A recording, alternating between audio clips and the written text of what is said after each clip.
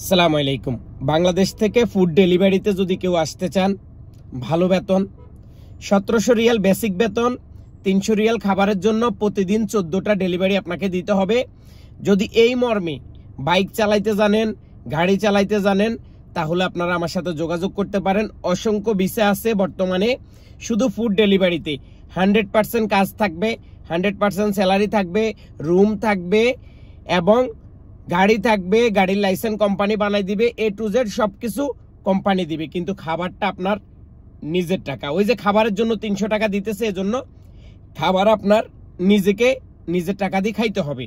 তো টোটাল দেখা গেছে 1700 টাকা বেতন আর 300 টাকা, আপনার 2000 টাকা বেতন। সৌদি আরবে এখন 2000 টাকা বেতন কোথাও আপনি পাবেন না অন্য কোনো কাজে, শুধু একমাত্র ফুড ডেলিভারিতেই এখন সৌদি আরবে সবচেয়ে ভালো বেতন দিতেছে, সবচেয়ে আপনি ভালো অবস্থানে থাকতে পারবেন। আর এই ফুড ডেলিভারির কাজটা একদম স্বাধীন, যদিও একটু কষ্ট, তারপরও এখনকার সময়ের জন্য সবচেয়ে বেস্ট। যদি কেউ আসতে চান বাংলাদেশ থেকে, সরাসরি বাংলাদেশের হোয়াটসঅ্যাপ নাম্বারে নক দিবেন এবং আমার কাছ থেকে জেনে নেবেন যে ভিসার জন্য কত টাকা লাগবে এবং ট্রাভেলস কোথায় আছে, ভিসা A to Z সবকিছু। সবাই ভালো থাকুন, ভিডিওটা সবার সাথে শেয়ার করুন।